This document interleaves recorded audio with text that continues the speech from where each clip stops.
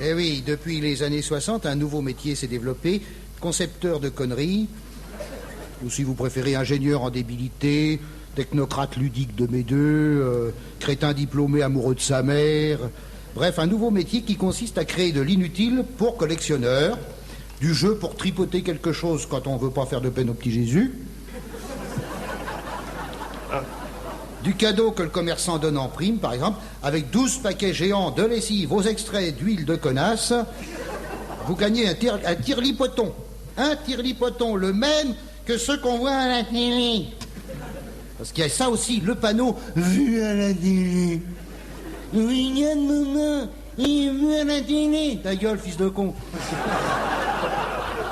Parce que heureusement, les enfants sont aussi cons que les parents. Vu à la télé, planté sur des merdes qu'on a vues sur la télé dans la pub et dont on dit « Tiens, c'est le truc de la pub du spot qui a coupé le film hier soir à TF1. » Alors on l'achète pas.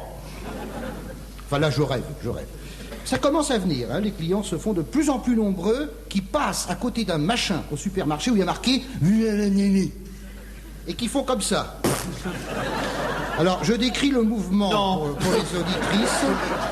Non, parce que là, vous n'avez que le son. Hein. Non, mais ils ont compris quand même. Oui, alors, je sais pas, non, ça consiste à fermer le poing pour ne dresser que le majeur. Cette élégante mini-chorégraphie se pratique aussi en voiture, quand on ne veut pas s'esquinter la voix en criant « Connard, tiens ta droite !» ou encore « Nique ta mère !» Et si ça suffit pas, prends ton père, si t'as encore faim, enfile ton caniche. Je vous jure que cela s'est dit un jour à un carrefour, et je crois même que c'est moi qui l'ai dit.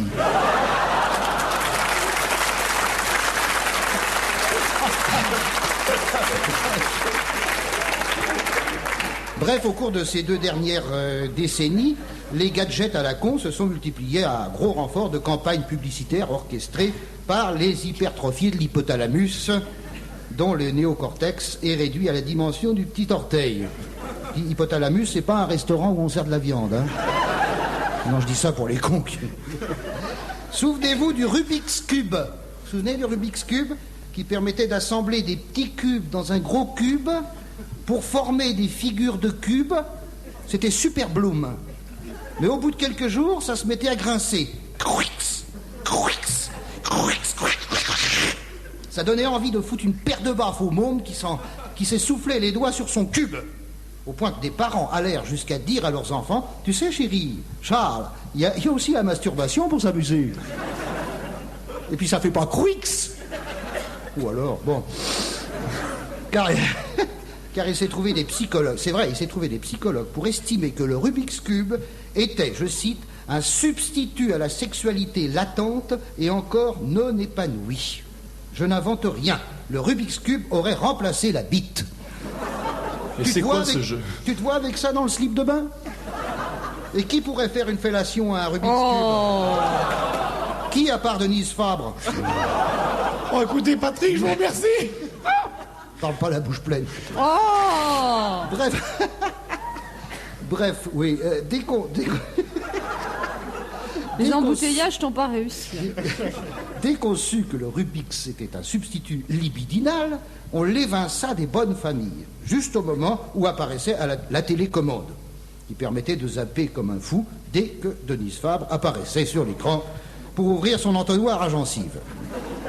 Puis il y eut le Pins. Ah, le Pins. Alors là, une invasion. Et ça dure encore, remarquez, il y en a des biens, des Pins. Hein. Ne soyons pas totalement négatifs et reconnaissant le bien fondé sporadique de l'objet dont l'inutilité peut positiver l'esthétisme éphémère. Comme dirait Patrick Sabatier, après 16 litres de Saint-Yor et 4 injections d'héroïne pure, pour oublier l'eau gazeuse qui guérit le foie et fait péter l'intestin par les deux bouts.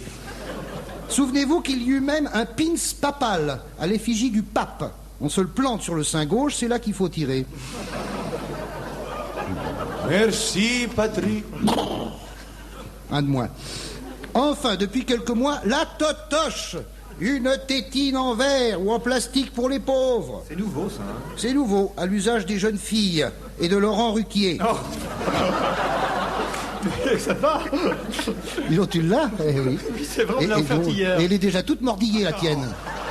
Ah, je m'excuse, elle est mordillée. Je ne connaissais pas, c'est quand tu m'as appelé cette semaine pour me dire je vais parler de la totoche, j'ai fait tout Deauville pour trouver une totoche et j'en ai trouvé une. Moi, j'ai pas fait tout Deauville, j'ai trouvé tout de suite.